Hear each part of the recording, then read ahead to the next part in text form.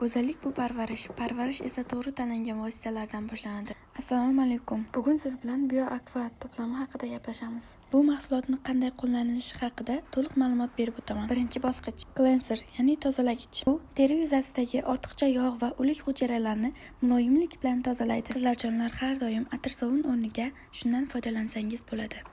Ikkinchi bosqich toner. Toner bu terini yumshatish va pH muvozanatini tiklash bosqichi. Bu bosqich terini keyingi bosqichlarga tayyorlab beradi. Asosiy uchinchi bosqich serum. Terini chuqur qatlamlarga kirib, uni oziqlantiradi va yorqin ko'rinish beradi.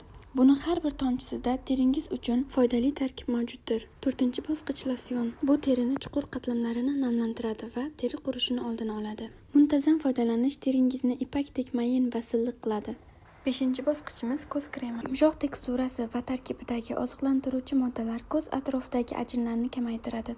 Ko'z atrofi terisi juda nozik bo'lib, uni ehtiyotkorlik bilan surish tavsiya etiladi. Va oxirgi 6-chi bosqichimiz yuz kremi. Bu krem terida uzoq vaqt namlikni saqlab turadi. Terini elastikligini tiklaydi va terini taranglashtiradi. Go'zallik sevuvchilarim, bugungi BioAqua nabori haqidagi sharhimiz o'z nihoyasiga yetdi. Video sizga yoqgan bo'lsa, like bosib kanalimga obuna bo'lib qo'ying. Ko'rishguncha xayr deb sizlar bilan Mo'g'ina Bono.